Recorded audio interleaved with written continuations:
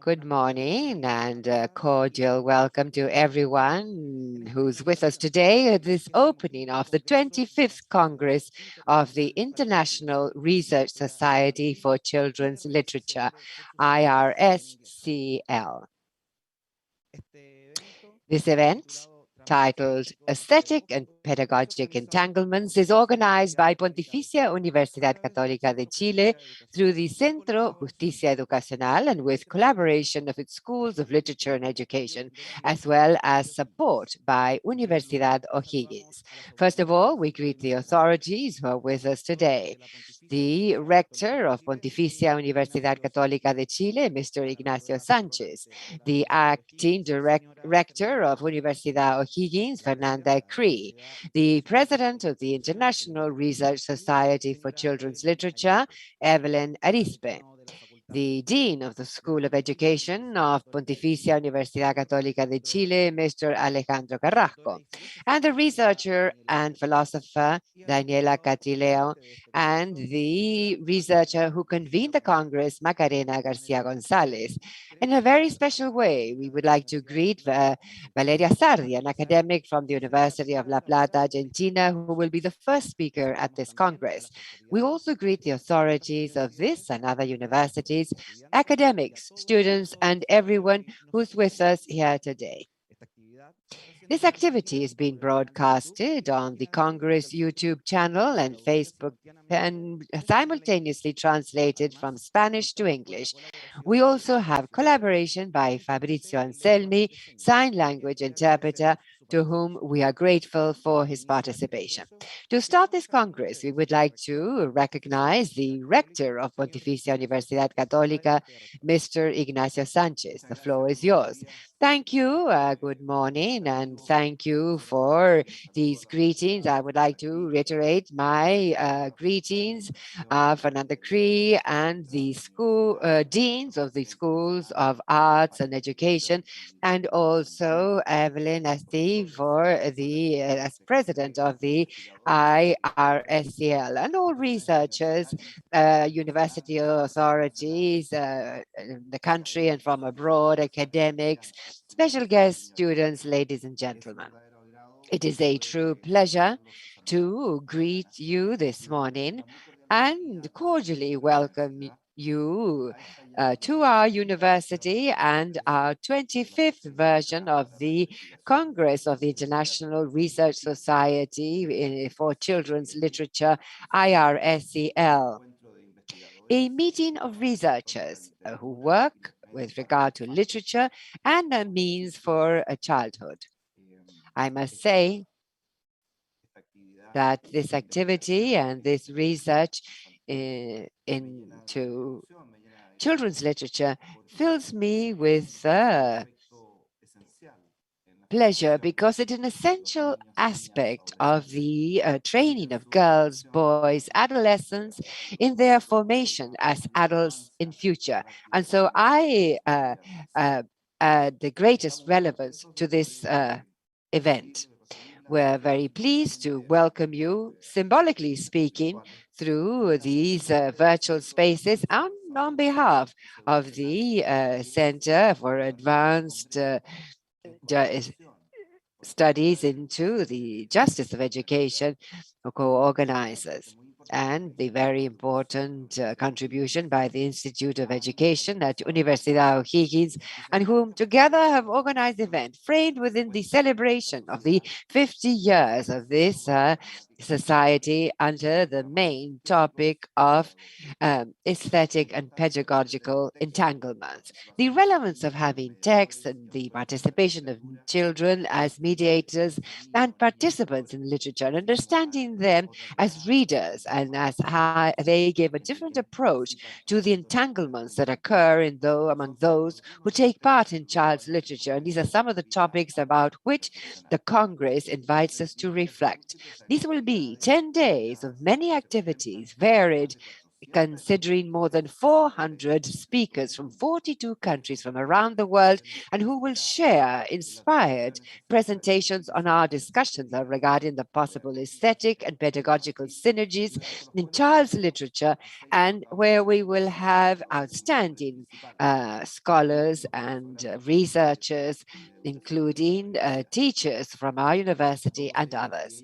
To everyone, a special greeting and our recognition and thanks for taking part at this event and being able to share with the audience your experience and work, which will undoubtedly lead to an interesting discussion and new lines of research, which is what is usually pursued with this type of activity, which is to offer a space to share different visions and experiences that will allow us to extend and open up new approaches to the topic. We're convinced that this Congress will serve to not only elaborate on the academic work in this field of interdisciplinary studies, but to disseminate research of great value among various groups that work on these topics in the field of education and also public policy.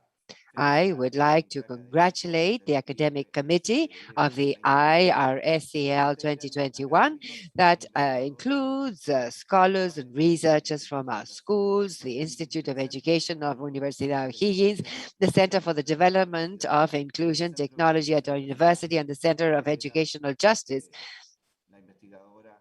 led by the researcher Macarena Garcia Gonzalez, for the organization of this major international congress, a very interesting instance to elaborate on and update our knowledge in children's literature and culture. So congratulations once again, and thank you very much.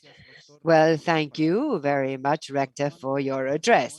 And so, continuing with this ceremony, we would like to recognize the acting rector of Universidad O'Higgins, Mrs. Fernanda Cree.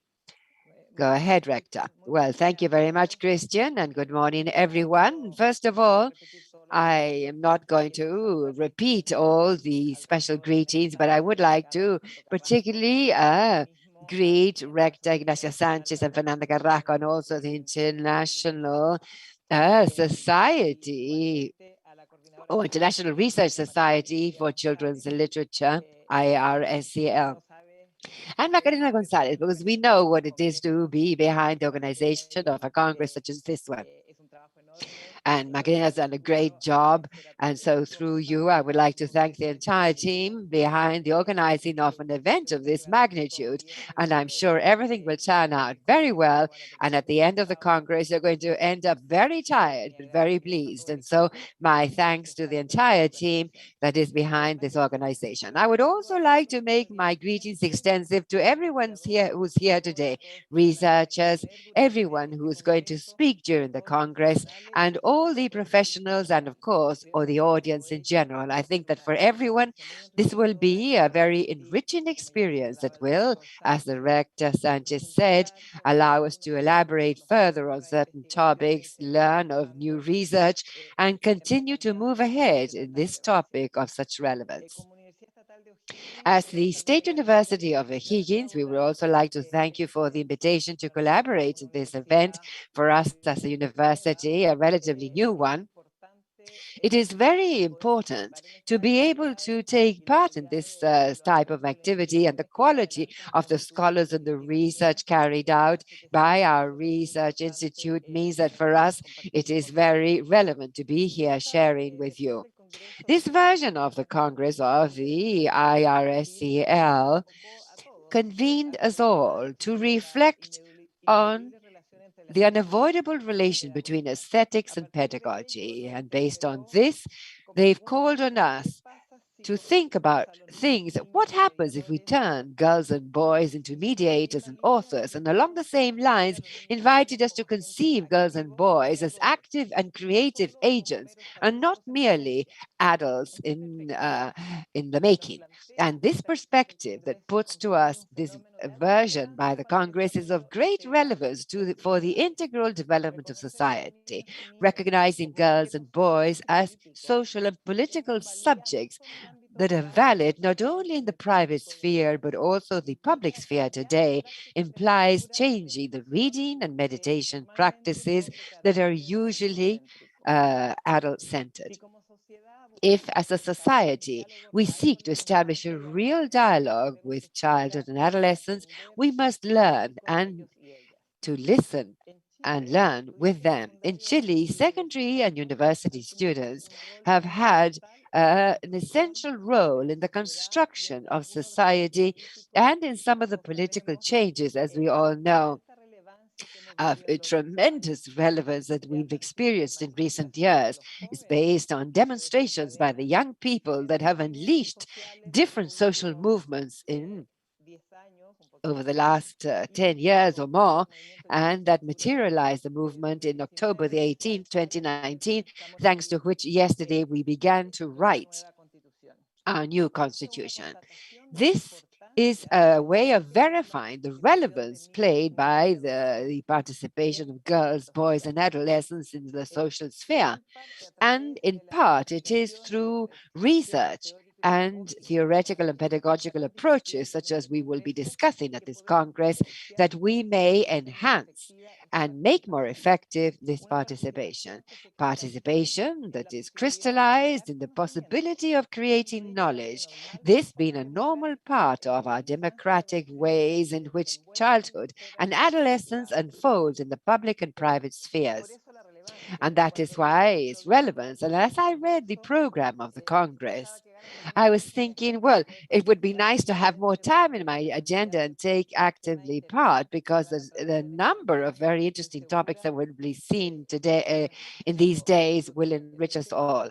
And what I wish to all participants is that this Congress may meet your expectations. I have no doubt of that, but that we may all leave with new knowledge and new reflections on this very important topic. I reiterate my thanks to the Catholic University and the entire organizing team, and I hope that this will be a very good Congress for all of us. Thank you. We would like to thank Ms. Fernanda Cree for her kind remarks. And to continue, we invite the Dean of the School of Education of Pontificia Universidad Católica, Mr. Alejandro Carrasco, who will also be offering some opening remarks. The floor is yours. Good morning, everyone, especially all those who have joined us today through this platform. I would like to greet Rector Ignacio Sanchez and also the acting Rector Fernanda Cree of Universidad O'Higgins and also the Vice Dean of the School of Literature and our university and also the President of IRSC. We are very proud to be beginning this international congress that, as we have already heard, will be presenting many prestigious lecturers of different countries. And we would also like to thank to everyone who will be part of this Congress. In the next few days, we will be listening to research in literature and the approaches to didactics and to the cultural aspects of education, and also the media and cultural aspects that have to do with transdisciplinary aspects that account for the maturity of this field of study that today we will be addressing in this Congress. For the School of Education and the School of Literature and the Center of Educational Justice, actually, promoting reading in school is very relevant because the inequality in education in our society is very marked, particularly in the reading schools of our young boys and girls, which has become more acute during the pandemic. That's why we have worked very hard in the School of Education to train our teachers to be skillful in mediating reading skills. And we do that in the undergraduate and graduate careers, and also for courses for teachers who are already in service. And also we have outreach activities and research activities in the School of Literature, in the School of Education, and at the Center of Educational Justice. In all those spaces, literature, children's literature, and youth literature hold a special place in our academic activity. That's why I would like to highlight the collaboration and the teamwork that has been developed by the Center of Educational Justice, the School of Education, and School of Literature to organize this world-class Congress, and also to thank the IRS for their work through their president, Ms. Lispe, for actually allowing us to host this important event. I wish you success over the next few days, and thank you very much. We thank our Dean, Alejandro Carrasco, for his opening remarks.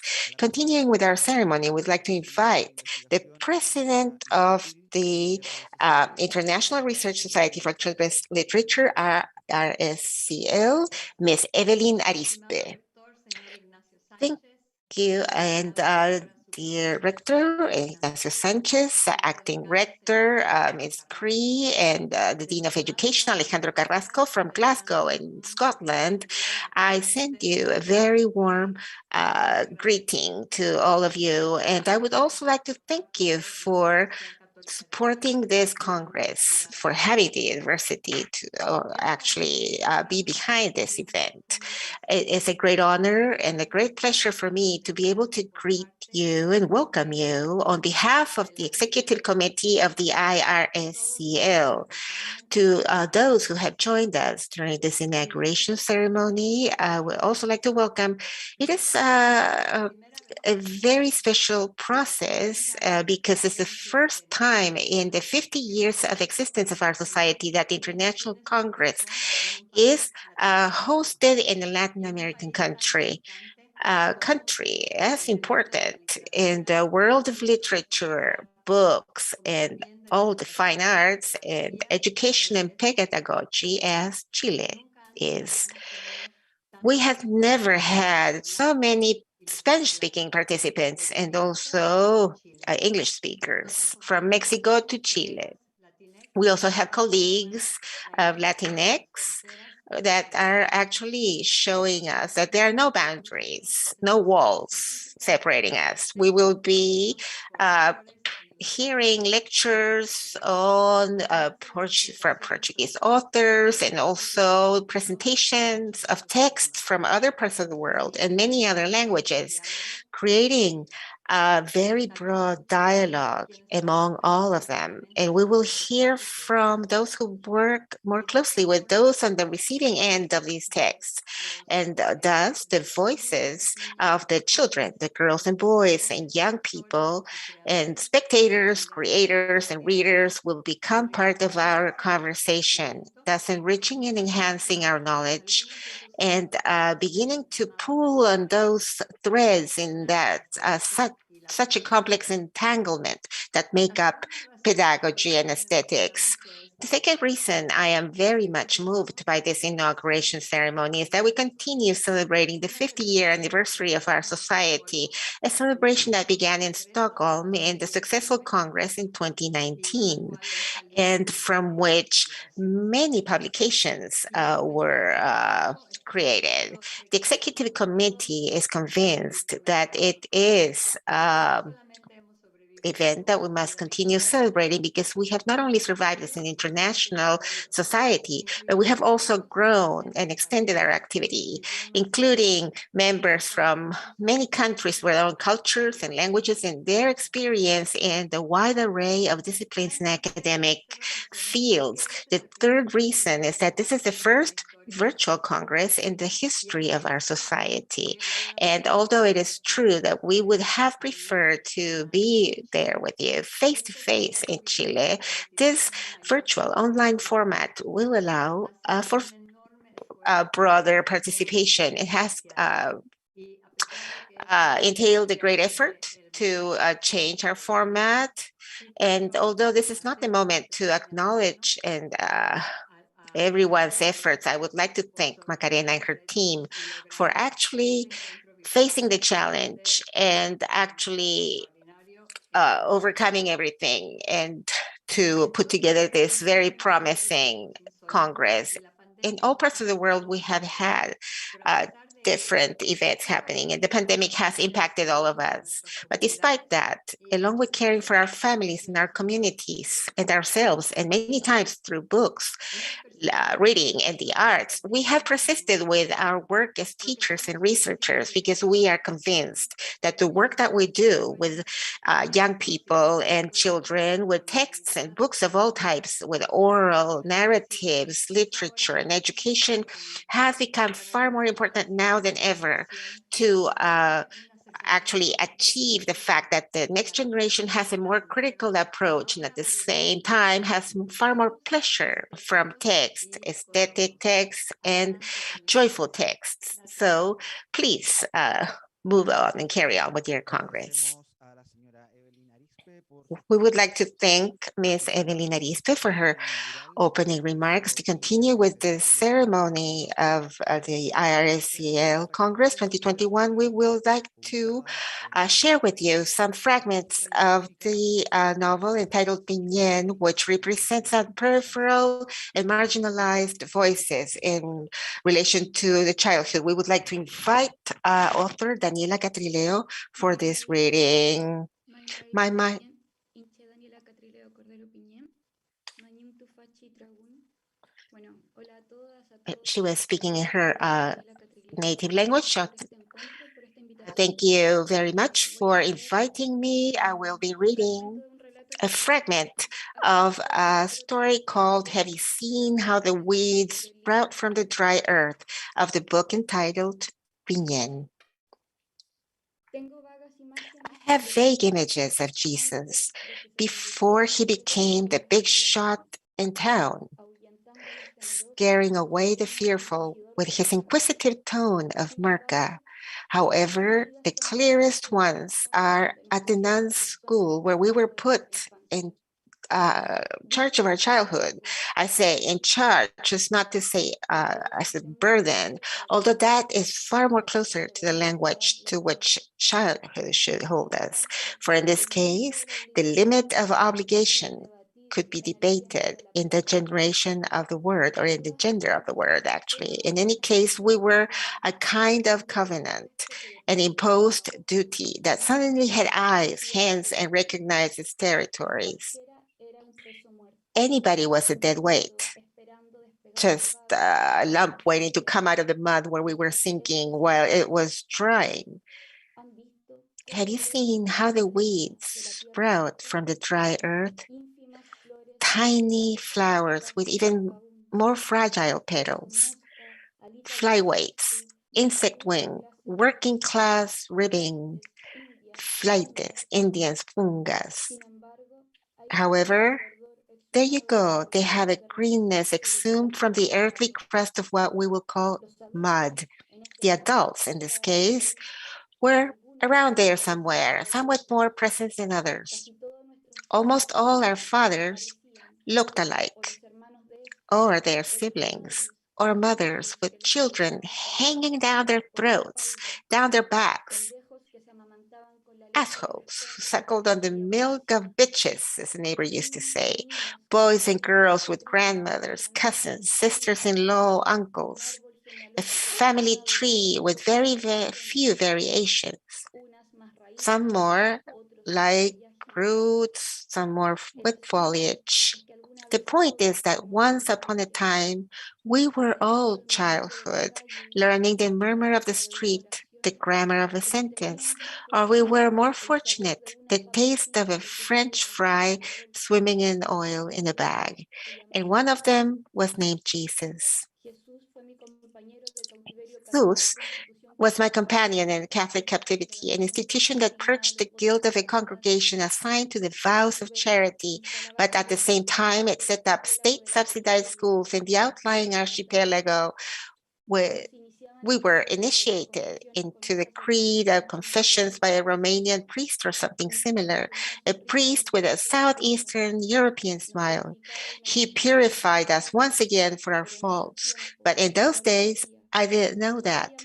We didn't know what America was or what Europe was. We didn't really know anything except to pray and to be hungry.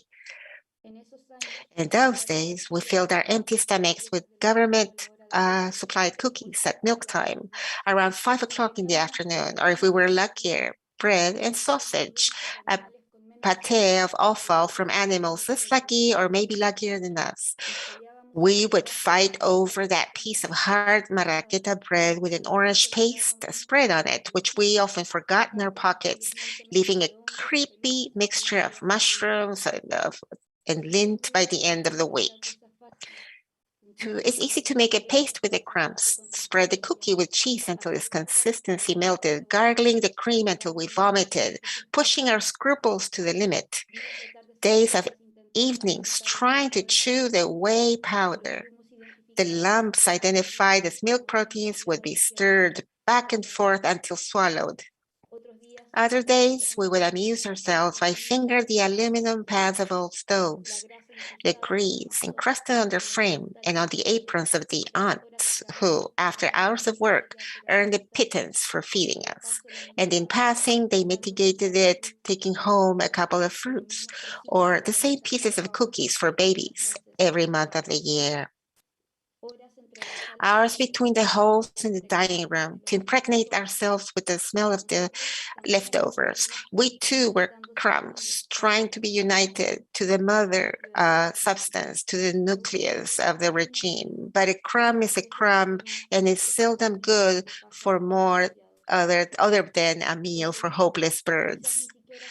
About the priest, maybe he was not even Romanian, but something had to be done or invented to have time pass faster. And so we would all return to the center of an indefatigable life with the days of the game. To this man, we told half of our truth, actions that waved in the manner of a guatapique and robbery in the mother's purse, the butterfly swimming style of our fights with kicks and kicks with the other kids like that, or the vehement insolence of answering with rage when once again the adults were not right, but they imposed on us their law of the strongest.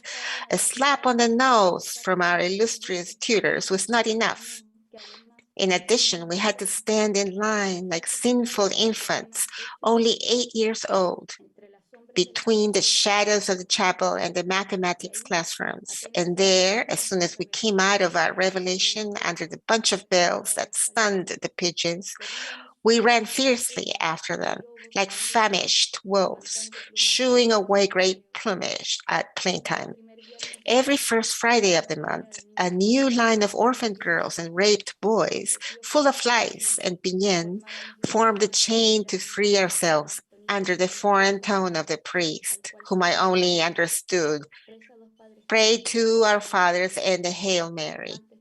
Before I told them that I would never talk back to my mother or hit my brother, and I thought of other never, never times when we were burned inside and out with cigarette butts. Other never, nevers that we were afraid of the wrath of the God and his son, who was named after my new companion, the half-breed Messiah. Thank you so much. We thank the writer Daniela Catrileo for giving us these fragments of her book, Yin Yang. And now, in the framework of this IRSCL 2021 Congress, and now the convener of the Congress and the moderator, Macarena Garcia Gonzalez, who will be speaking to us about the pedagogical and aesthetic entanglements. Macarena, the floor is yours. Well, I too would like to greet Rector, Mr. Ignacio Sanchez, and Deputy Rector of Universidad de O'Higgins, Mrs. Fernanda Cri, and through her, the Dean of the Faculty of Education, Mr. Alejandro Carrasco, Evelyn, the President of the IRSCL, and the authorities who are with us here today, and dear speakers taking part in this Congress and that have connected from 42 different countries. with different timetables, and everyone joining us as audience at this totally virtual meeting. Those who are with us in the ceremony and also in the rest of the Congress. We're very happy to begin today this 25th Congress of the International Research Society for Children's and Young People's Literature. We are just coming up with this translation. And this Congress, it's taken us 4 years to prepare. It was a long one, and it goes without saying that over the 4 years, last 4 years, the world has changed completely. Some changes are evident, such as this one, this small multi-protein microorganism that has allowed us to continue to research, because it's difficult to bring too many people together in one same space. And so we have tried to achieve as much intimacy as possible, even though we're doing it online. There are other changes that are less obvious, but I would like to mention just a few, just to show, it doesn't exemplify how the world has changed, but the advancement of the pollution of oceans, the advancements of the care economy, the reign of algorithms, as we're seeing, and the advance of political views, as we're seeing in Chile today. And that we marked this on October 18, 2019, and that today is keeping us speaking. It becomes difficult to name what makes nothing of what it was, and it becomes difficult to understand how the world changes through complex events. And that has to do with entanglements in our title, finding these multiple and invisible ways in which things connect, entangle, and change. And when we wrote it for the Congress, we said entanglements about 3 years back. First of all, we wrote it in English, which is the official language of the event, and we said entanglements. This is a term that appears in post-humanist philosophy to speak of how it is the human agencies are entangled with non-human agencies, and how futile it is to put humans at the center of how we live in ecosystems, and in which nature is not opposed to culture, but forms a continuum, and which the idea of human domination over the environment appears not only ridiculous, but downright dangerous. And so what we're saying, when we say aesthetic and pedagogical entanglements in order to congregate around that complexity from which we recognize texts as examples of children's and young people's literature, we say plotted to stop opposing the aesthetic to the pedagogical, a long-standing opposition in our field that has done little to help us to collaborate. If this Congress had only one objective, it would be to stop saying something is pedagogical when we're talking about literature or arts, and stop saying this in a pejorative way. To say entanglements is also to say that we cannot defend what is aesthetic without attention to its political conditions and possibilities, and that in relation to childhood, they're intimately related. And so to say aesthetic and pedagogical entanglements is therefore an invitation to approach the text we study with understanding that the pedagogical aspect is not something of interest to only a few, but a key concept for tensing our research into the literature we recommend and implement for children and adolescents. And here we have an issue with the translation that I would like to address now. In English, we say children's literature. And so now I apologize to Gloria and Rasha for the interpreters, because this is not easy. But well, in English we say children's literature, which in a more literal translation into Spanish would be literatura de niñez, or literatura de les niñes, or los niños, if we do not want to use inclusive language, which is, of course, not a term that we use. But if we wanted to say the other way around, if we say in Spanish, literatura infantil, in English it would be childlike literature, which we don't really use either. So, added to this, infantil in Spanish is used in a derogatory as a synonym of infantilized or childish literature, which is terrible, of course. And for the same reason, we've been looking for other ways of naming this field without much consensus so far, such as literature for children, as if by admitting this function, this hidden adult, a hidden adult, and someone for whom this is directed, we could finally define the object of our attention. And I'm doing this tour because things get tangled up in different ways depending on the language we use and the place from which we speak. And that is why today we decided to start speaking in Spanish, introducing Valeria Sardi, our first plenary speaker, a brilliant Argentine author and researcher, because we believe that when we organize to do research at an international level, as we're doing here, we believe that we need multilingual entanglements to find other ways of communicating. And here I'm going to use Latin American Spanish, say pretending to speak English, as this standardizes us. And so I would like to, at this Congress on Literature and Education, vindicate the creative and epistemological force of entanglement, aesthetic and pedagogical entanglements, intends to invite other relationships between text, readers, authors, and places where literature and arts allow us to imply and leave behind relations that are really unproductive as to who has the authority to value a text.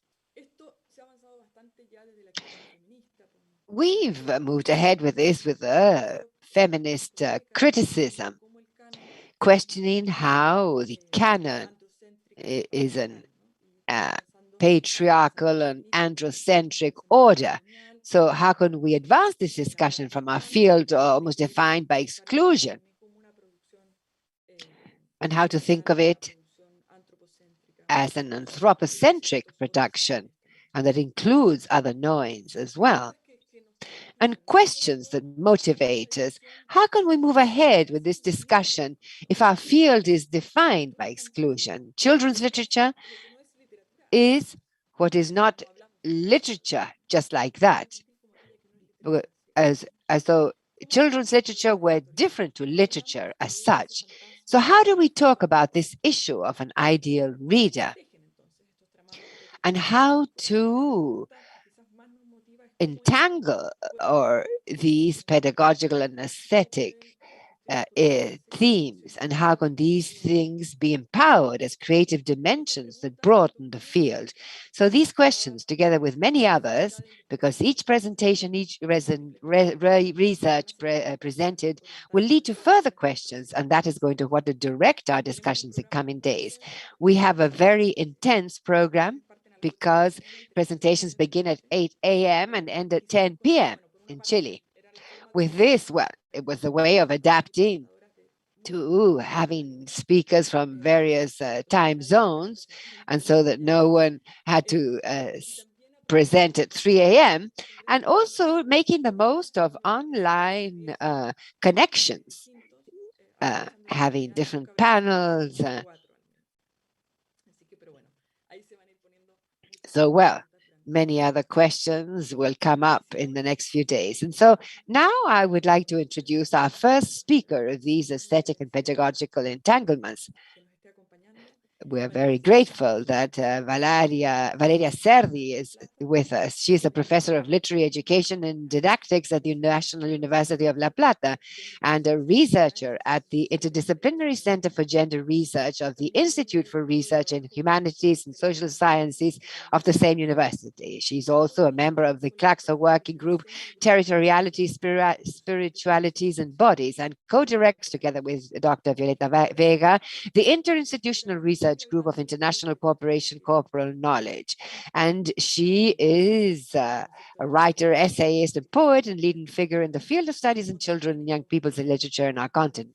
She's published El Desconcierto, La Interpretación en Políticas y Prácticas de la Lectura, as well as in co-authorship Poéticas para la Infancia, Cartografías de la Palabra, en Lenguaje Inclusivo, and This en las Aulas, Theoretical Practical Proposals for an Ongoing Debate. She's coordinated Volume 6, Contrapelo, la enseñanza de la lengua y la literatura en el marco de la ESI, and Jóvenes Sexualidades y Saberes en la Escuela Secundaria. We thank her for opening this conference with a paper entitled Desire in Search of Its Dwelling, Gender and Sexualities in the Teaching of Literature. I'll leave you now with Valeria, and we will pick up questions from the YouTube channel as well as the forum enabled for this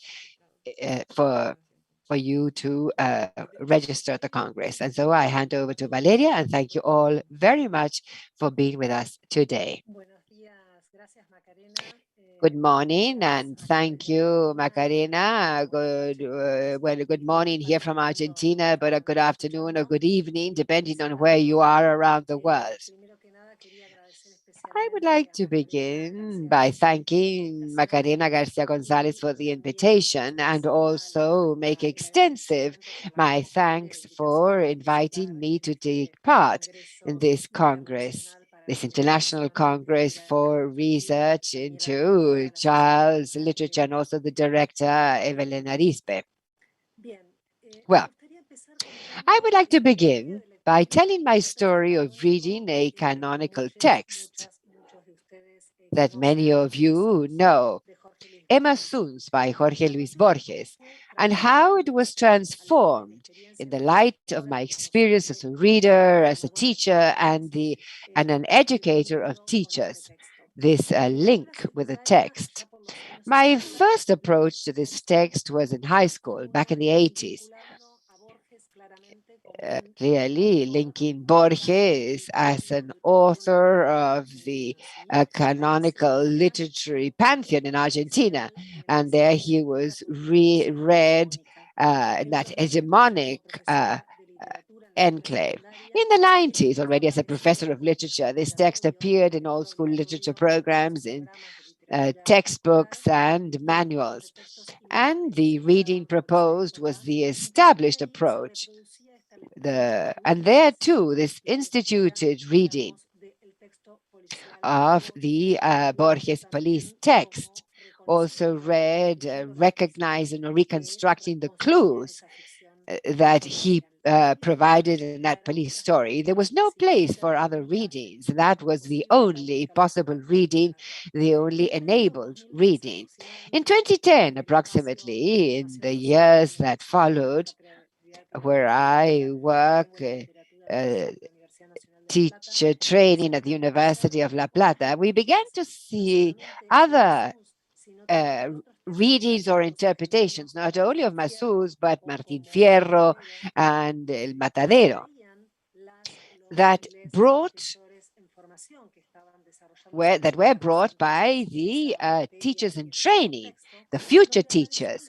And these interpretations or readings somehow disturb the other more established readings or interpretations of these texts. And we saw very questioning interpretations of what was established. It was possible to read Emma Suns as a police story, but also read in the enclave of gender and sexualities. That is, Emma as a rape victim, Emma as an empowered woman who killed her rapist and patron, Emma who came to retrieve a voice that had been silenced. Emma told me, she told us, me as an educator of trainers did not say to the was saying to the readers that there was another way of interpreting this canonic text that had been side viewed for so many years. So why this gender conscious reading had not been present in so many years of reading the Borges' tale? What was being silenced there? The voice of readers, the interpretations against the clock of what was established, Emma's voice, and mirroring the voice of readers who found other possible meanings that had not been considered before. Perhaps what was being silenced in this generalized reading was the sexual dimension of reading, and so many readers and bodies crossed by sexuality, genders, sexes that read that literary text or any other.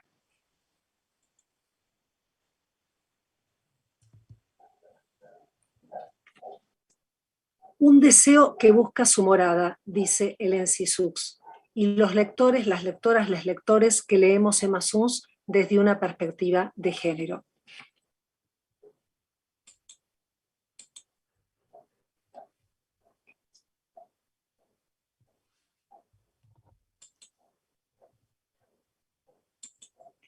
Perdón, no podía, acá estaba con algún problema técnico, voy a seguir así sin compartir.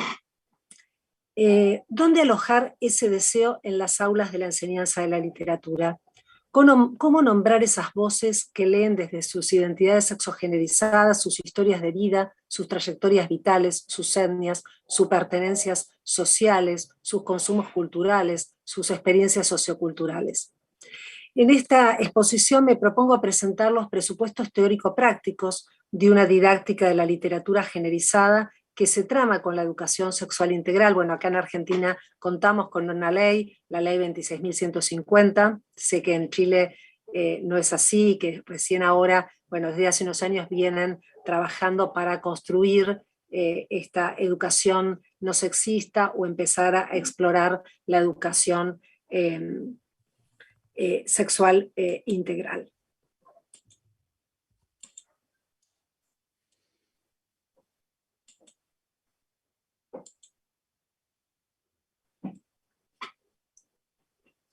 En principio partimos de los aportes de Graciela Morgade con el colectivo Mariposas Mirabal, que plantean que toda educación es sexual. ¿Qué quiere decir esto? Que la sexualidad atraviesa las prácticas pedagógicas, atraviesa los modos de enseñar y los modos de aprender, y ahí consideramos la sexualidad no vinculado con la genitalidad o la intimidad, sino con una dimensión central de la construcción subjetiva. En este sentido, en los ámbitos educativos se construyen el ámbito educativo como un dispositivo, podríamos decir, de subjetivación, se construyen relaciones, ¿sí?, con los saberes y relaciones entre pares y relaciones entre los docentes y los estudiantes que están mediados por los géneros y las sexualidades, ¿sí?, que atraviesan y están claramente imbricadas a su vez en la enseñanza y la apropiación de los saberes escolares. Es decir, la escuela se configura como una trama de significados y de saberes y de relaciones sociales sesgados por la dimensión sexogenérica que se hacen presentes en los procesos de enseñanza y apropiación. En este sentido, pensar una didáctica de la literatura desde una perspectiva de géneros implica reflexionar sobre los emergentes de la práctica en terreno para configurar nuevos modos de relación con los saberes, como así también presentar y proponer nuevos presupuestos epistemológicos que apunten a promover en las aulas mayor igualdad sexogenérica entre los estudiantes.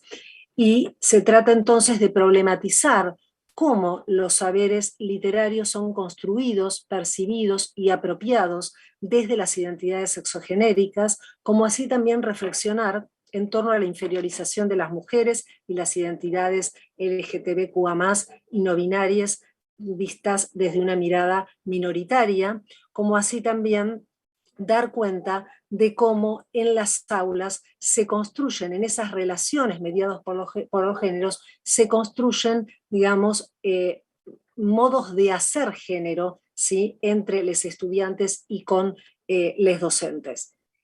En tanto se establecen relaciones de poder, de sentidos, saberes, valores, en torno a las sexualidades y su vínculo con la apropiación de los saberes específicos, podríamos decir en este caso, de la literatura. Y también analizar cómo en esas aulas, también desde el lugar de los docentes, se construyen saberes prácticos y disciplinares, al decir de Tardif, en relación con intervenciones didácticas en los contextos de la práctica que buscan poner en juego también un abordaje de género. En este sentido, también en esta didáctica de la literatura de género, también nos proponemos revisar, podríamos decir, y repensar sus presupuestos epistemológicos a partir de la necesidad de tensionar con una tradición disciplinar fuertemente androcéntrica, patriarcal y heterosis normativa, como también enciclopédica, como también una tradición escolar que desde el nacimiento del sistema educativo apuesta a la desexualización, como plantea la investigadora brasilera Guacira López Louro, es decir, cómo en la escuela esta desexualización se lleva a través de la normativización de los cuerpos, de los saberes y de las prácticas que llevan a la invisibilización de la dimensión sexuada y también al silenciamiento de los afectos, de las emociones, de los cuerpos, de la dimensión sensible. Sin embargo, a pesar de esas regulaciones sexogenerizadas, de esa desexualización, como también plantea Graciela Morgade, investigadora de la Universidad de Buenos Aires, de acá en la Argentina, la vida cotidiana de las escuelas está atravesada por la sexualidad, como así también las prácticas de enseñanza de la literatura, de la lengua y la literatura, escenifican experiencias donde los estudiantes van a contrapelo de lo instituido, dan cuenta de sentidos disruptivos, modos de leer generizados y corporalizados que irrumpen como emergentes para conmover y también desafiar la cotidianidad de las aulas. Bien, para esta construcción de una didáctica de la literatura desde una perspectiva de género, considero fundamental recuperar los aportes de las pedagogías feministas. Por un lado, las pedagogías queer, bueno, yo solamente acá voy a citar nuevamente a Guacira López Louro como una de las investigadoras latinoamericanas que más ha aportado a las pedagogías queer, pero también contamos con otras y otras representantes a lo largo y a lo ancho de Latinoamérica, ¿sí? López Louro plantea en esta mirada, digamos, desde la pedagogía queer, que se trataría de dar lugar, dice ella, a lo impertinente, a lo que escapa de la lógica, a lo que causa incomodidad, ¿sí? A lo que es incontrolable o perturba lo que entendemos como conocimiento. En este sentido, propone perturbar familiaridades del pensamiento y pensar fuera de las lógicas seguras, ¿sí?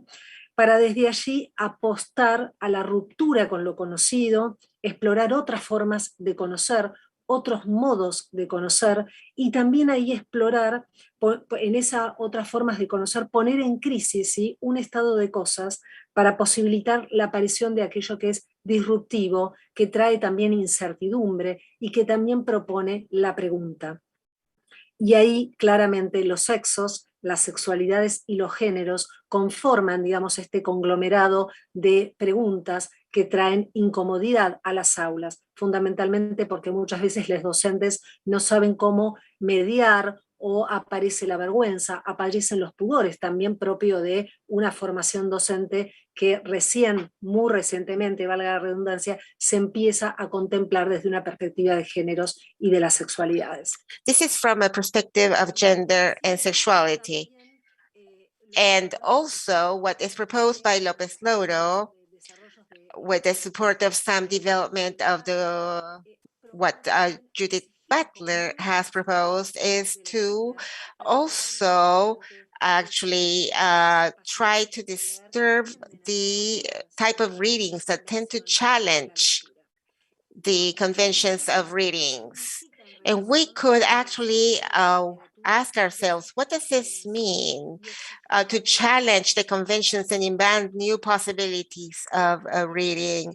Perhaps, and that is what we have from a contribution of the decolonizing pedagogies that propose that we have to unlearn, to learn how to act and feel in a way that is not a colonized way, to actually disrupt that power structure, to begin to propose and to bring in the educational arena, not only in the enabling capacity. We're using that term now, but we've been discussing that term at the De La Plata Research Center, to see how the reading can actually give us other types of knowledge that also account for the stories and local memories that each reader brings into play when a literary text is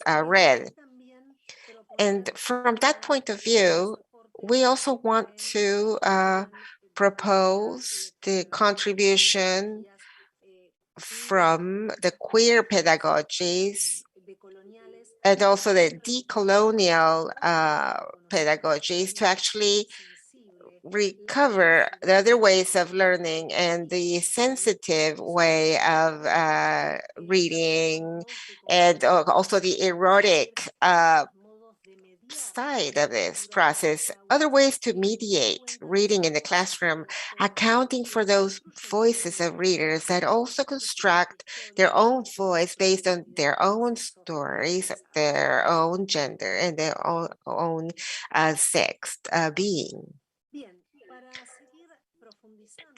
So to continue in our analysis of how to read literature from genders and sexualities, I will speak about two experiences in reading that I wish to problematize. The first scene is in a high school in the city of Berisso, in the province of Buenos Aires, Argentina. They were working in this class. It was a literature class with the Little Red Riding Hood text by Marjorie LeRae. And the teacher proposed reading the text as a group out loud, and then actually creating constellations to have representations of the different characters of the Little Red Riding Hood and the wolf. And among the comments of the students, they said about the wolf that it was ugly, a liar, evil, false, male, chauvinistic, son of a bitch.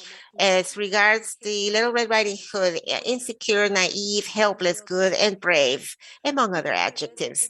After reading Lee Ray's text and analyzing it among all in common, a student raised her hands and said, "The wolf is a survivor." The teacher was surprised at this and asked why, because he had to do everything alone. They abandoned him in the forest and he's hungry. The next scene that I want to refer to is one from a seminar for literature for children at the School of Literature in the city of Buenos Aires. They're reading different versions of Little Red Riding Hood, Poor Wolf by Emma Wolf, the Argentine author, Little Riding Hood, as they told, by Luis Pechetti, Little Red Riding Hood by Lesia Kotivovsky, the Argentine illustrator, and Red Riding Hood by that we mentioned before, the Little Girl in Red by Roberto Innocenti and Iron Fish, and Remember by Juanjo G. Aller of the Limbo Publishing House, and to Care for You Better by Jimena Garcia. And they began to work on all these books. They explored the different relationships, that differences that they found in the differences with the traditional version by Parrot, the Little Red Riding Hood, or other versions that they knew and that they had approached in their childhood. And after that, they were proposed to actually write a new version of the Little Red Riding Hood. And after that activity, they shared the different versions that they came up with, that the teachers in training came up with. Something that was quite striking was that most of those texts in those versions, the Little Riding Hoods were Little Riding Hoods that were crossed by gender violence, femicide, and also sexual exploitation, and the search for feminist empowerment, or at least the resistance against the patriarchy as a system. And there was the dynamic of discrimination and also harassment suffered by women. In the first place, in relation to these scenes, I would like to talk about how a neutral approach to actually read and write this gender-based literature, what we have to do is to recover an approach of literature from the lens of gender and the magnifying glass of gender, as Senali phrase has mentioned. That is, how the sexing of the world is a central key to reading literature, but also to reading the discipline, language and literature, and thinking of teaching practices from this approach, and account for the various layers that, as the feminist pedagogies point out, it's about moving forward by disputing the definitions of what is taught, who teaches and who learns, by inscribing bodies, social relations in the sex-generic fabric, and in this way recognizing the inequalities and injustices from where they are built, as pointed out by Baez, Valizia, and Melo, also Argentine researchers. This position invites us to break away from certain essentialisms that take literature from a merely plot and thematic perspective, and also to object the hegemonic construction of the reading linked only to the interpretation of text following a certain hegemonic discourse of literary criticism that establishes the legitimacy or illegitimacy of certain readings, as well as literary interpretation based on procedures that follow certain categories of academic theory or school doxa. And here we're proposing to read from multiple ways of reading, considering those different readings and new ways or approaches to literary texts, putting readers at the center as sex-gendered identity inscriptions. In this sense, also bear in mind here how people, when they read, they do so based on their own cultural histories, biographies, and their sexo-gendered identities. And so they establish their relationship with literature, knowing, as La Martial Law says, is also a relation mediated by the relation that they have with themselves, with others, and the world around them. So, in thinking of teaching literature from the gender and sexuality perspective also brings us or provides us with an opportunity to also discover other ways of interpreting, of reading, and also discovering how readers interpret from other dimensions. And also how these reading experiences account of different impacts created by these texts on readers.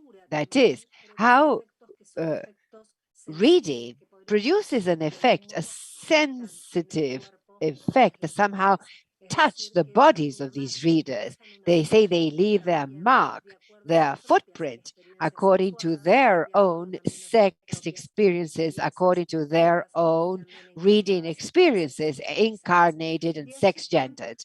And so somehow these readings that may appear as disruptive or uncomfortable, as I was saying earlier, also allow us to say that this reading, although it breaks away from what is established, also gives rise to other voices, other meanings.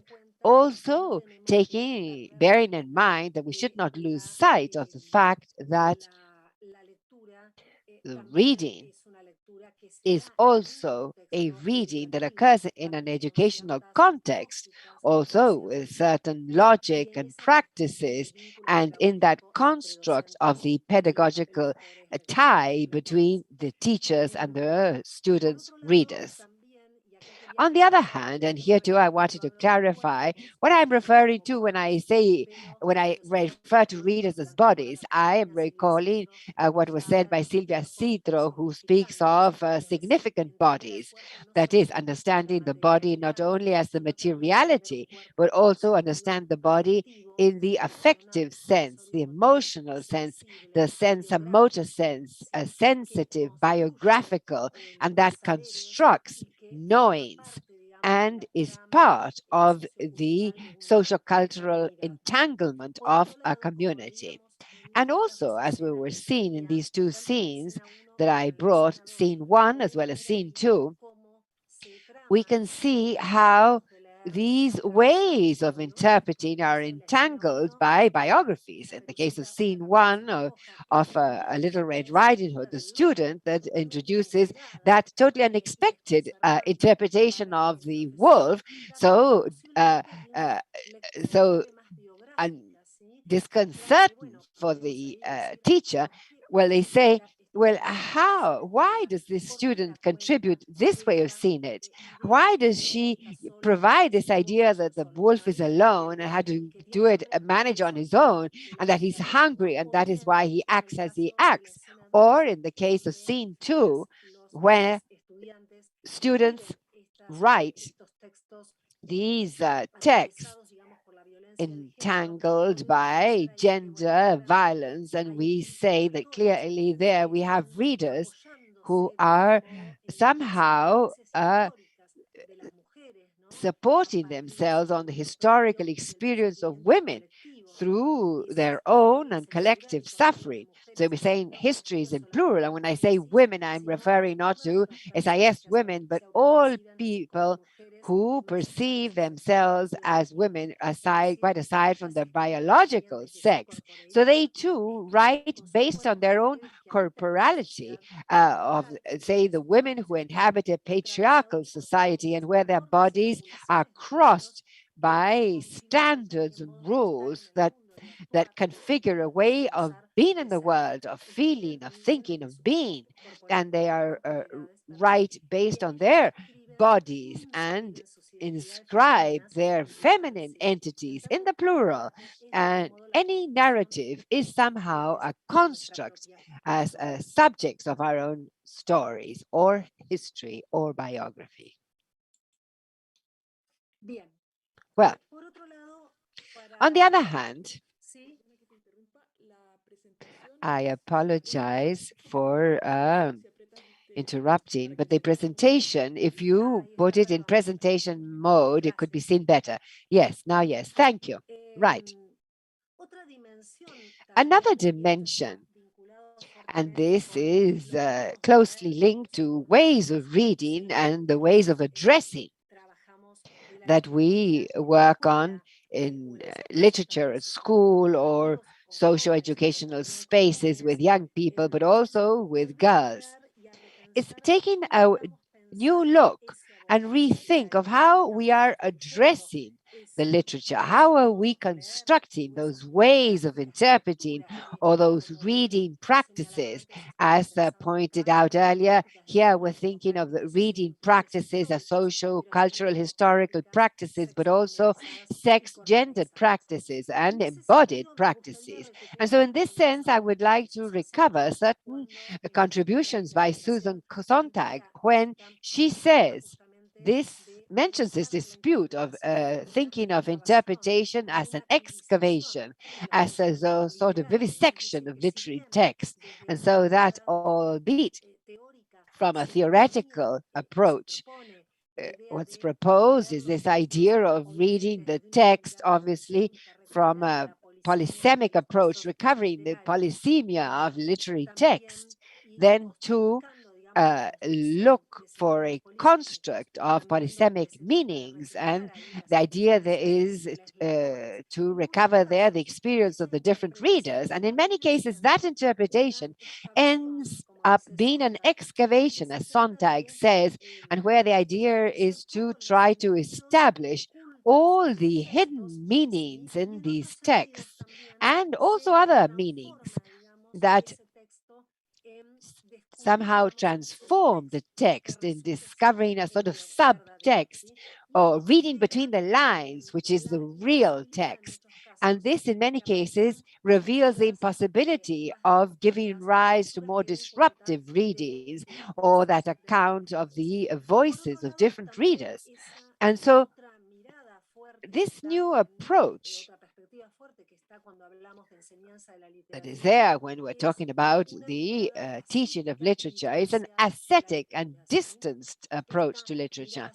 This ascetic approach, which as Canilito says, is also an approach with which teachers are trained at universities as well as teacher or pedagogical institutes, has to do with the theories of reading that are taught in teacher training in the School of Arts, and that this is linked to a male-oriented approach, an androcentric approach, strengthening this idea that the construct of literary critics should be from an ascetic approach without any connection to emotions, to biography, to the feelings of the readers in the space for training in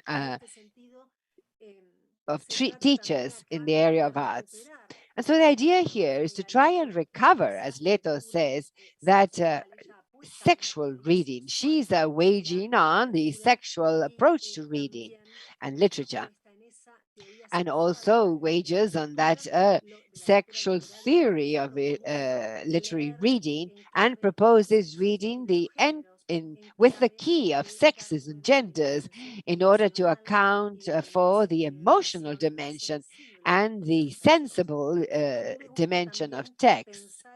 I also like to think of this reading as moving towards an erotic approach to reading, recovering the contribution by feminist theories, yes, but also others such as theories and authors such as Corson, Nonchalor, who also speak of eroticism as a power, a creative force, an experience that accounts of that rupture with what is established, of thinking outside the box, that tension between what is real and what is possible. That is that erotica of reading that seeks to establish a stronger tie with the feeling experience, with emotions, with affections, with the sense of motor, vital, biographic, and sex-gendered experiences. When a reader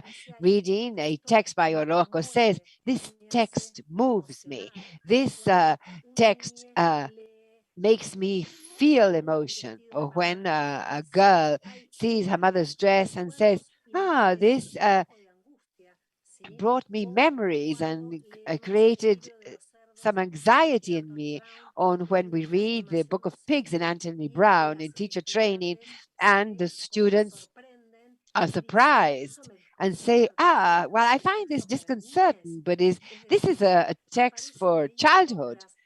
And so there are other interpretations that tie us to a more sensitive way of seeing things. And you have this idea of recovery, that listening rather or creating this erotica of reading. And this way of addressing it also accounts of literature as an object of art. And so when we're saying reading based on polysemia, not losing sight that we're working with a literary text that, as Vartes says, is a fact of language, is a subject of language. It is language, not an object that merely conveys content or representations, but literature as a fact of language is also an expression of polysemia, of the multiple meanings that combat the hegemony of only one meaning, and that accounts for sensitive social cultural experience and these biographical trajectories, emotional visceral feelings of readings, or as the Argentine researcher Rosana Bolini says, literature thought of as a work of art. Think there of the languages of literature, of the authors, and we can, Rosana Bolini says that we can see this as the state of forms or as a way of thinking of language based on the configuration in literature, Bolini says. This is equivalent to considering with what languages are these literary works designed, and so what do they say about the language in use, thinking of language as a material of these works, and so we also need to consider them within the tradition or the literary series.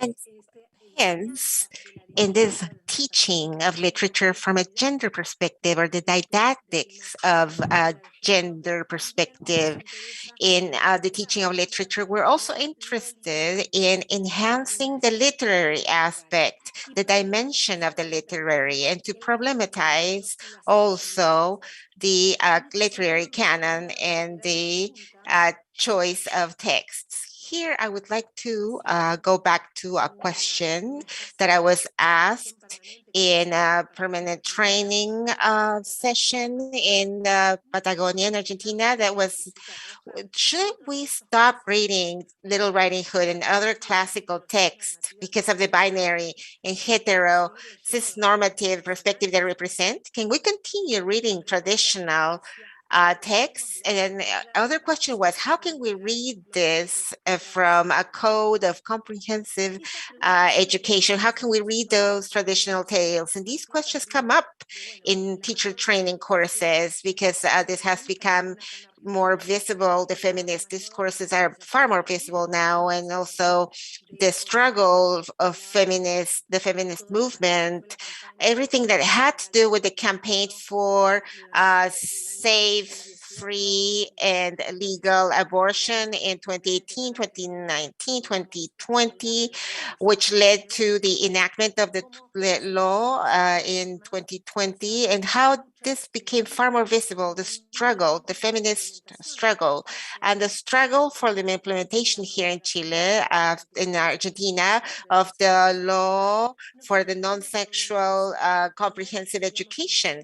This leads to problematizing this and to actually place at the center the polysemic type of reading of literary text crossed by the sex type of experiences, and also to problematize that sexualities and genders are not an issue. And this is also something strong that comes across when we're trying to teach literature from a gender perspective.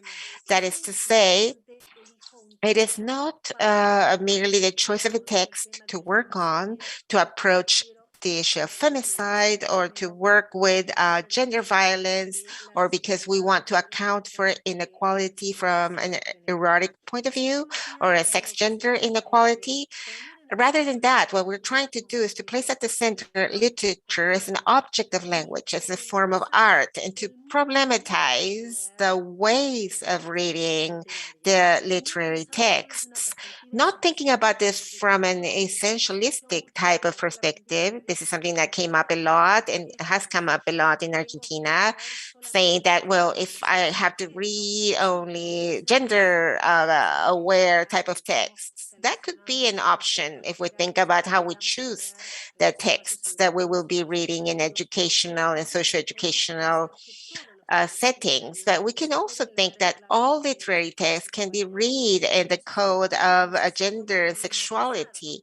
So in that case, we need to problematize the choice of texts so that we can start shifting certain structures and begin to include texts that approach or address gender awareness to a certain extent, and to also to inquire the problematization of sex and gender in any literary text, even in the traditional stories that are, of course, constructed from a binary perspective and a heteronormative type because they were invented in another historical context. Otherwise, it would imply doing an anachronic reading of those texts. But we can also read those texts by problematizing, for instance, the construction of masculinity and femininity in the building of the characters of the princes and princesses, and how in that rationale of the heteronormative type of rationale, how that was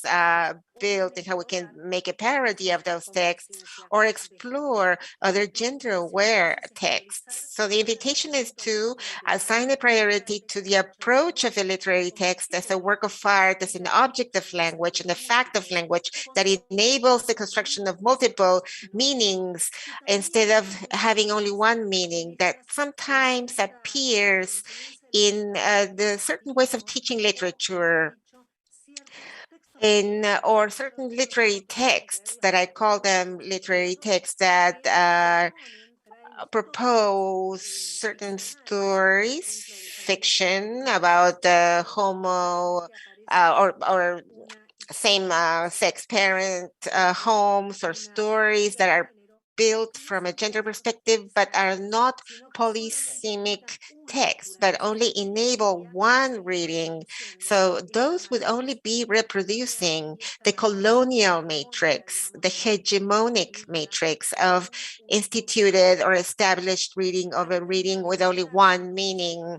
So we need to venture and explore different disruptive, uncomfortable interpretations. When we read from this perspective, there will be other voices that will come up that might not have come up before.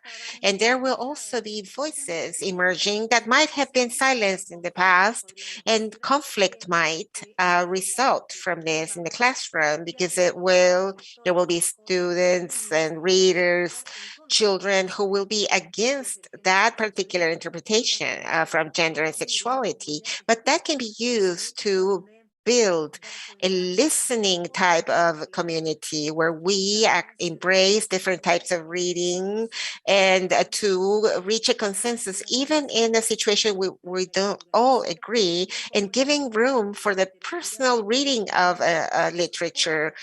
Seeing how this approach literature allows us to place at the center once again the personal view and the biography, the personal biography that not for being personal, are not actually political. And last, we have to also mention that Justice Ana Caru and Constanza and Maxim Posios, the researchers at De La Plata University, as they propose that literature or literary knowledge can also work as a space for reflection on the diversity of affective expressions and thus reinforce the link to literature as a path to discover the multiple ways of expression as regards emotions and bodies.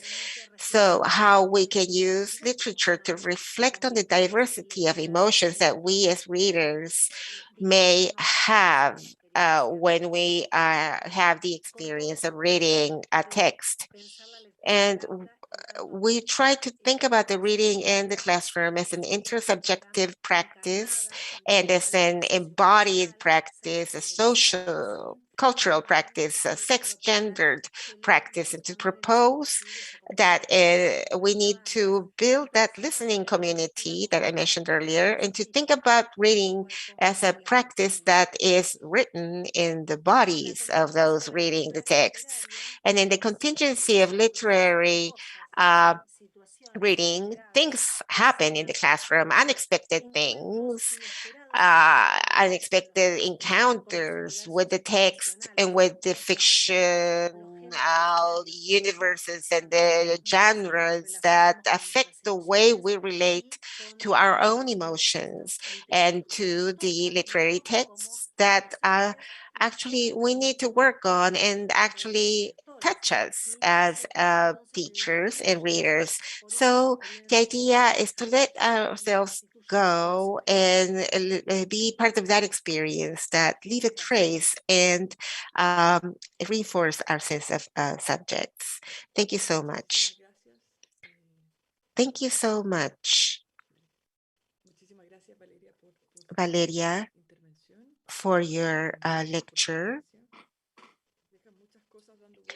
It leaves many thoughts to reflect on. The feminist movement in Chile has been very strong. Last year, we had an important debate on literary criticism and feminism, which is very important in the geographical space. We will now be answering questions and answers.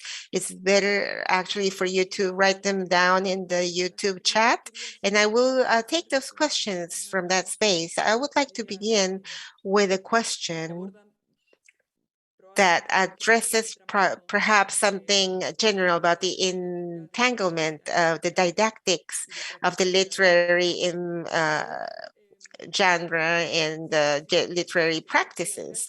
So if the proposal is that the didactics of literature can open us to different ways of reading that are embodied as text, and where there's a space where we can take ownership of the texts, and where the interpretation of the texts themselves becomes decentralized, and where those multiple readings and readings that are both emotional and affected by the different emotions will be challenging the established way of reading. Can you please compare that, or can you establish a relationship between what the literature produces and why it produces that compared to other curricular content in the classroom? What is that space of the literary, and why do a literary text produce that, and what is that, and why does that happen? Okay, well, literature, we could say with Nelly Richard, is a discourse of high impact. It is a discourse and a practice, a cultural discourse and practice that is heavily subjectifying and identity related. This has been analyzed for many years already, the relationship between literature and identity that is not present in other forms of knowledge or in other cultural outputs or in other types of school knowledge.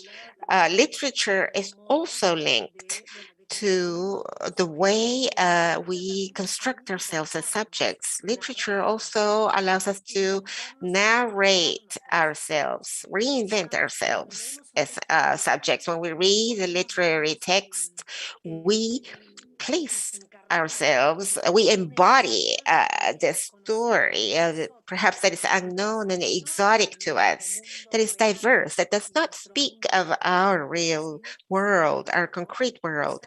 However, despite that a foreign aspect of literature, we always find, as Lair says, we find a way to work again on our own autobiography with the code of that text that we're reading. So I consider that what I mentioned, that it is important not only to read all literature from a gender perspective, but also to gradually build a counter-hegemonic canon that shows us other fictional universes or literary universes where stories that include everyone are told, all identities, to begin to build fiction that can show fictional universes where we find all types of masculinity, all types of femininity, and all feminized or masculinized bodies represented. That is to say, why to do this? Because literature is directly linked to our subjective experience, to our biographical experience. And this has been researched quite a lot in different types of the world. If we read, of course, from an inclusive way, we will be actually building an other type of a bond we will be also linking ourselves or bonding to other people that inhabit the world. We will become aware of the existence of other cultures, other sex and gender identities, other life experiences, and other worlds. And that will enrich our own identity and our own subjective construction. That's why I think it's important to be able to broaden or to enhance or to propose other ways of reading that account for the fact that children and young people as readers also have a lot to tell each other and a lot to do by way of reinventing themselves subjectively when they read a literary text. Fine, thank you. We have a question from the audience, Isabel Belli, who says that she liked this of the sensitive dimension very much. As a rule, not taken much into account when literature is taught at school. And so she asks, how can we bring that sensitive dimension to the classroom without focusing or falling into that logic of the positive or negative emotions? Well, what an interesting question. How do we explore that sensitive dimension?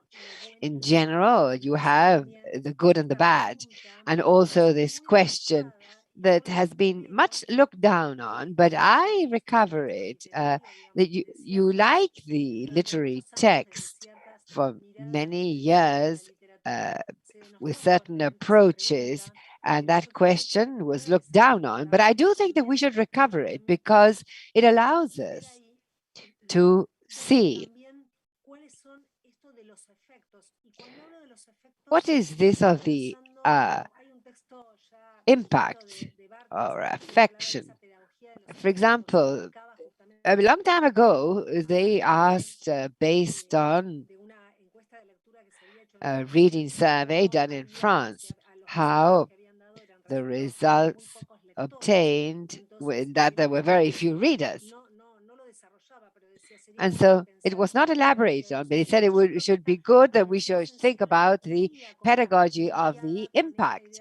And this is very much linked to a pedagogy of the, I don't know if she's saying impact or affection, that is tied to the feelings of the students in the sense of asking questions that are linked to how they see, for example, the stories, the history that is told.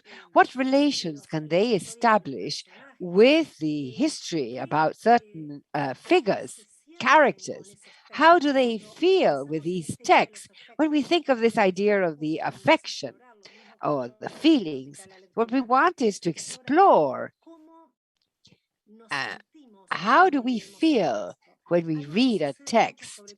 Something that happens a lot, especially in teacher training, when we work from this viewpoint or another, very quickly we fall into the literary analysis. That is, beginning to analyze how the text is constructed or analyzing this and that and the other. And also with the young people, this happens because you have a habit there, the educational trajectory that says that you need to account for what is being said by the text or what the narrative is and the literary concept. But here, what we're saying is that we need to overcome that way of reading and ask rather, how do you feel with this text? Because there are many readers who say, look, this text, I don't know, it makes me feel anxious. And there are some teachers say, well, but why? And they say, but this character is a sad character. And maybe in the text, there is no clear reference to the fact that the character is sad. And when that reader is asked, why are you saying this? And they say, well, I don't know. There's something, I would not know how to explain it. I don't know where it is exactly in the text. Well, that is the sensitive dimension coming out, that which was touched on, that reflective fiber that was touched on by the text, and that we do not explore it based on questions that aim specifically at that dimension, what do we feel with this text?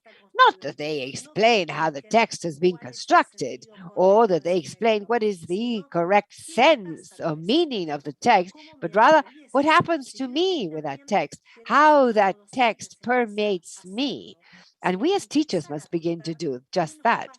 Begin to say what happens to us with the text. Why did we choose that text? Because often we know that as teachers of literature, we choose the text because these texts somehow that attract us. Well, make this explicit in the classroom. I don't know if that answers your question. I think it answers the question very well. Thank you. I would like to force you a little bit out of the didactic space and think of how this entangles towards aesthetic appraisal and entanglement. Because for us, it's always very important, how do you select the text? But this way of reading that you're proposing, well, one thing is to propose it within the classroom, but how or what implications would this have, that chauvinistic criticism that you mentioned? How could you say that the criticism that studies on child literature should be done in a different way, taking into account, for example, these affective dimensions? How does this occur not only within the classroom, but also in other spaces?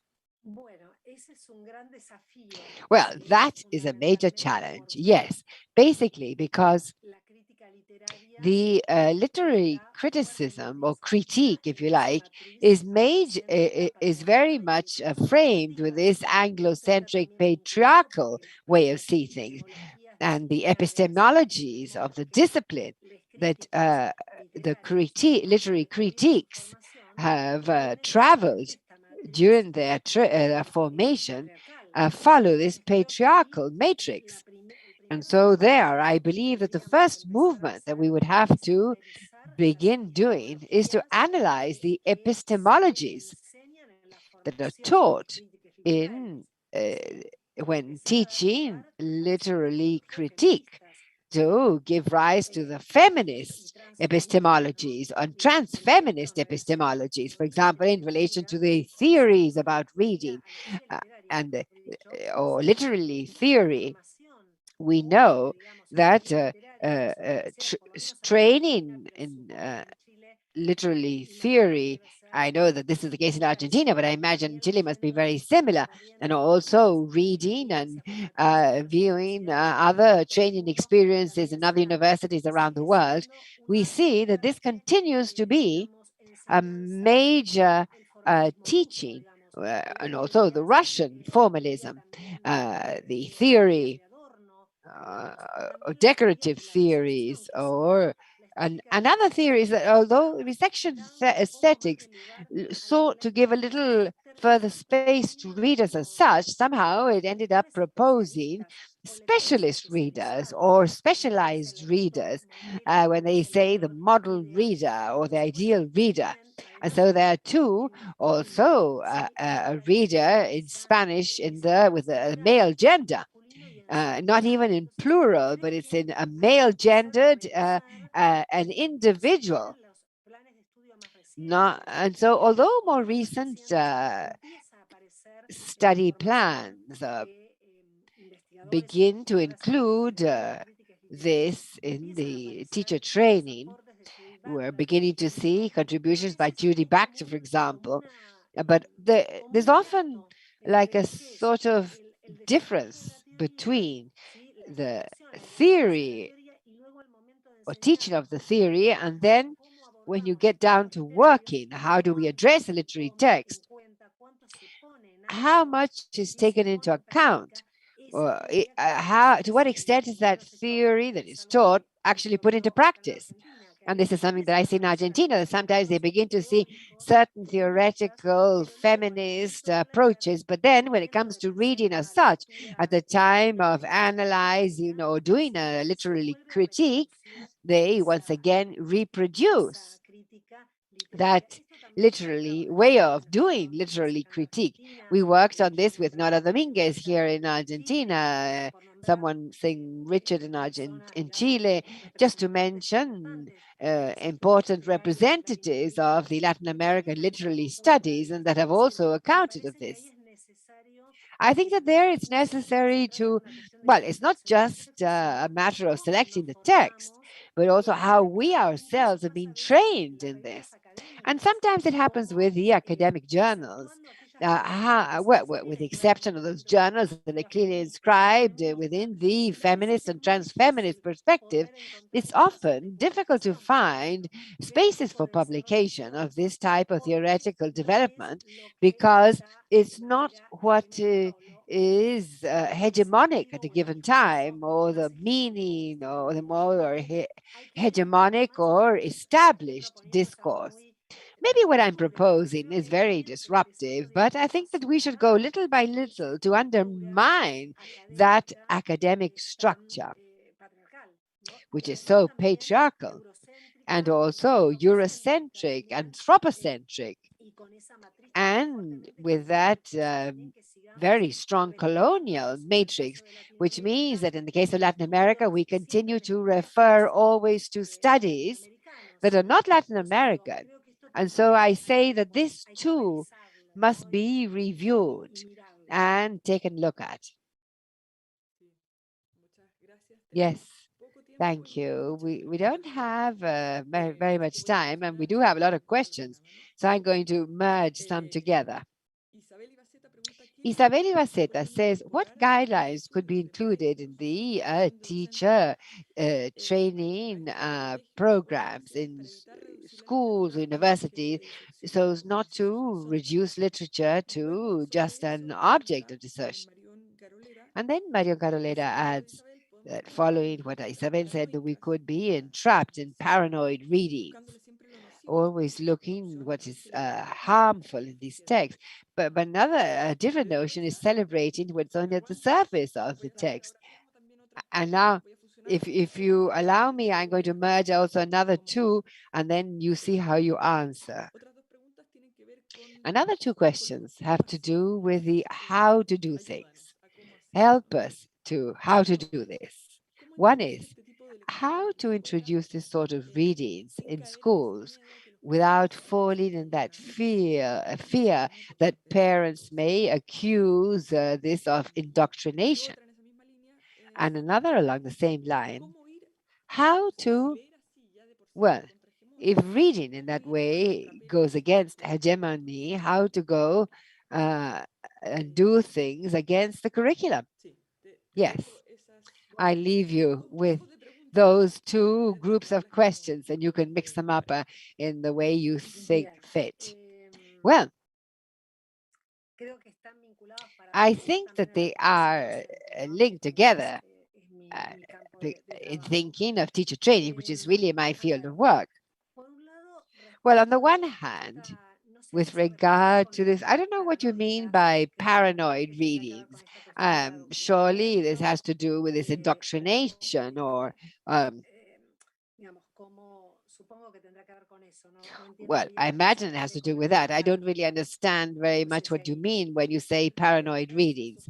Well, that critical training of looking, of always suspecting the text or really looking for the real meaning of the text, is you have this matrix of suspicion. Well, on the one hand, I think that these three questions are connected. On the one hand, thinking that when we work with literary text, we can never really foresee, quite aside from the how we address them, either from a gender perspective or not, we cannot always foresee which are going to be the meanings that we construct in a classroom or an educational occasion. That is, we can never really control, especially if we're thinking of reading as a social, cultural, historical, and sexo-gendered practice, we would never really be able to control the meanings, interpretations, the reading hypotheses, the ways of reading that are going to arise in a classroom. No way. But when we, from this viewpoint, gender literature, we say it's about asking questions that direct your approach. So the two ways of doing it. On one hand, directing your approach to the gender perspective. Say, for example, we're reading the Book of Pigs, and we say, we ask about in the image how the characters are transformed, how they change, and not only the characters, but also the house, how they are transformed, and they appear more and more this figure of the face of the pig. Well, there I could intervene and say, well, why pig? Well, readings are going to appear, so surely with the gender code, because the text is considering a fiction, which is in the gender key or the gender code. Or I don't really like if the last image were there, but well, that is my personal reading of the text by Anthony Brown and that I would mention here. But I say there in that question, surely it is going to appear. When I ask questions of why the mother in the family always appears in a grayish or sepia type of color. So what is the difference in colors between the father and the children and the mother in the family? What differences do you find in the colors and why? And when the students or readers say the difference in the character of the mother, for instance, is sepia colored. Why is that? Why do you think that is? We would ask. And what happens with the figure of the mother? How is that constructed, that character? To talk about the voice of the narrator, who is narrating the story? Who are actually those voices? Those are questions that are garden variety questions. But when we're working with that text, the questions and the additional questions that I will be asking based on what the students comment, what I can do with that is I can work with a gender perspective type of reading. If I were working with a text that is not like that Anthony Brown text, like the Little Red Riding Hood by Perrault, I can also, well, we would have to see what version we use, or we're actually narrating it orally, or we're not really working it with it in with a picture book. I can actually ask, what is Little Riding Hood like? What happens with her actually character? What is the teaching of that story?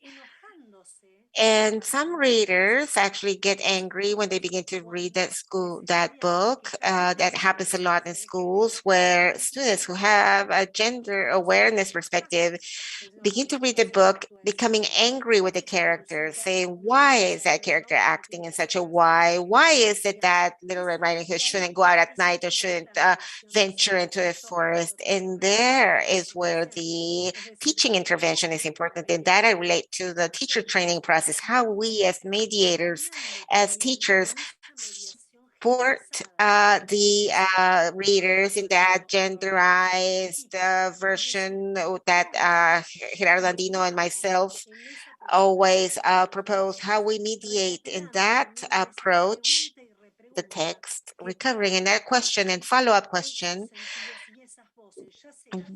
the interpretations and the voices of those who might become angry at the text. As the student said, I don't like this character of the father because he's a male chauvinist and he makes the mother invisible. He has her as a sort of slave working for him. That is one reading. But when we work on another text, the canonical text, that of a more classical type, we might also have that reading. And if that doesn't really appear, I can actually generate that reading. I can actually generate the gender incident by means of a question or by means of using a literary text, or the question will arise from the readings that the readers make themselves. How I, as a teacher, something that is fundamental is to know the educational setting we're working in, because we must not forget that we are working for education. And in that type of code, we have to know whether that setting is the appropriate setting for me to work on the text that I have chosen.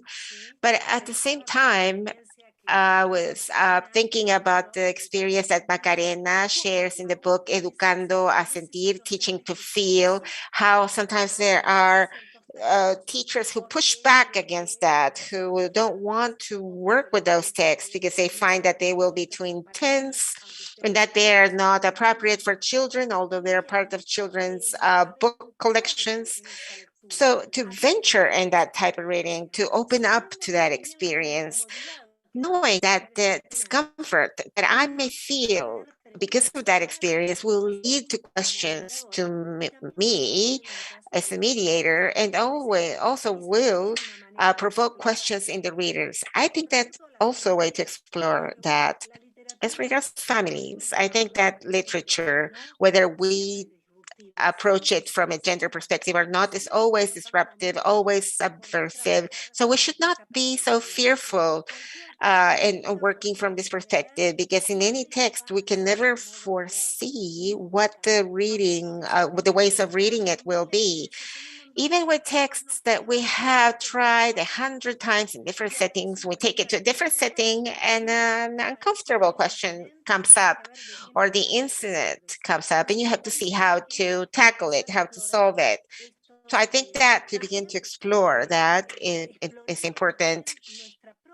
Exploring also our own uncertainty as mediators, because many times we are surprised of what happens or what takes place in the classroom or in social educational spaces. The interpretations that come up are totally unexpected, and the readers end up surprising us as mediators.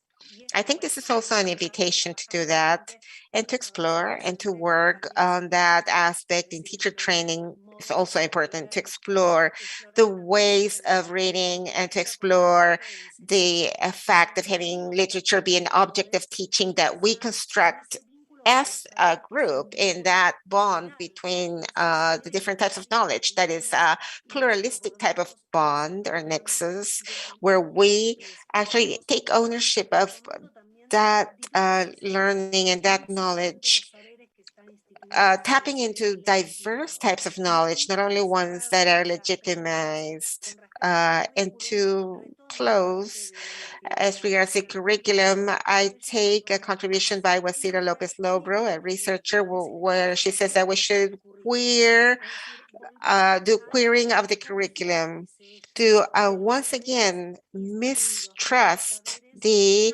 instituted or established types of knowledge as they were presented in the neutral curriculum, because knowledge is not neutral, it's sex gendered, it's sexed, and we have to take into account where the context in which they were constructed.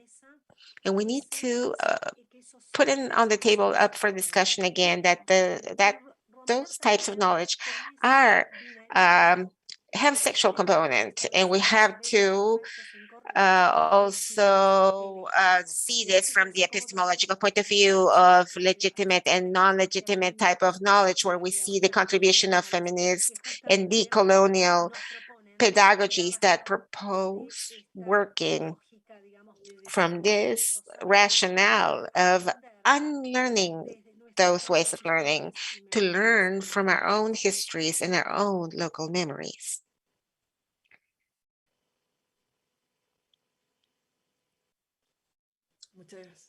Thank you. Thank you so much, Valerie, for sharing with us and your experience and your knowledge.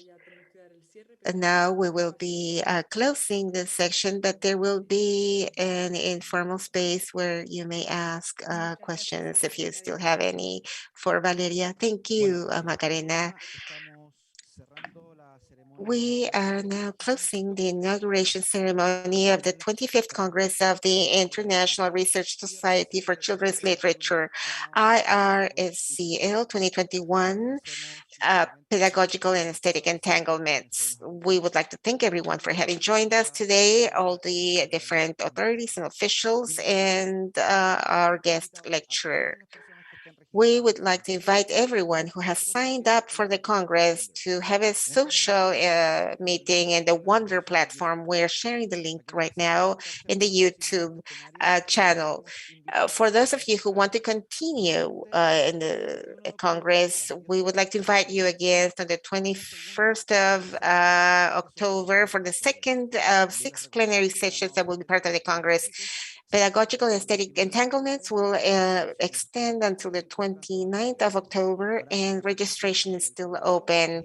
For further information on the Congress, we invite you to visit the website for the Congress. Thank you very much. Good afternoon.